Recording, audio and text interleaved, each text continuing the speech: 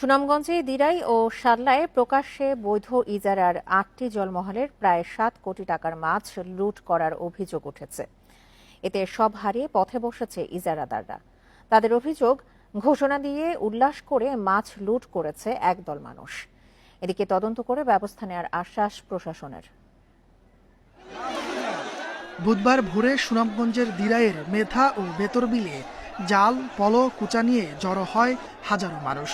বিলে নেমে লুটে নেয় উত্তর জারুলিয়া মৎস্যজীবী সমিতির নামে ইজারা নেয়া জলমহলের মাছ। ঠিক আগের দিন শাল্লা উপজেলার শতোয়া বিলের মাছও এভাবেই লুট করা হয়। স্থানীয়দের অভিযোগ, গেল এক সপ্তাহে এই দুই উপজেলার অন্তত ৮টি বৈধ জলমহলের কয়েক কোটি টাকার মাছ লুট হয়েছে। কোটি কোটি টাকার মাছ মানুষের জোর হয়ে নিয়ে যাচ্ছে, ওদেরকে আটকানোর কোনো ব্যবস্থাই থাকে না। শাল্লা উপজেলায় একটি বিল লুট হয়েছে, যেটা আসলে দুঃখজনক। এটা কোনোভাবেই আমাদের কাম্য না।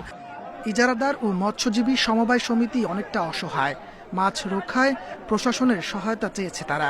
এই কয়েকটা ইউনিয়নের লোকে দিনের বেলায় সকাল ৬টা থেকে ৭টায় লাইমিয়া এই বিলগুলা লুট করছে। আমরা বিল লাইমিয়া এরা প্রায় আমরা ৯০ লক্ষ থেকে ১ কোটি টাকার মাছ এরা আমরা লইয়া লুটপাট করে লইয়া গেছি।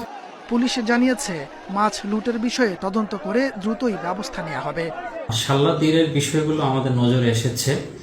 এই বিষয়গুলো যেহেতু বিল এবং ইজারা জড়িত, এই সংক্রান্ত কর্তৃপক্ষ যারা আছেন তাদের সাথে সলা পরামর্শ করে আমরা ব্যবস্থা নিব। এসব ঘটনার নেপথ্যে কারা কাজ করছে তাদের খুঁজছে প্রশাসন। অভিযুক্ত হলে আইনের আওতায় আনতে দেরি করা হবে না বলছেন জেলা প্রশাসক। সবাই একসাথে সংঘবদ্ধ হয়ে করে না, কেউ কেউ এদেরকে সংগঠিত করে তাদের বিরুদ্ধে মামলা দায়ের করার জন্য। ওনারা যদি মামলা দায়ের করেন সেই ক্ষেত্রে আমি আইন শৃঙ্খলা রক্ষাকারী বাহিনীকে অনুরোধ করব তাদের বিরুদ্ধে আইনানুগ ব্যবস্থা গ্রহণ করার জন্য। প্রতি বছর ২০ থেকে ৫০ লাখ টাকায় এসব জলমহাল ইজারা নেয় মৎস্যজীবী সমবায় সমিতি। Independent news.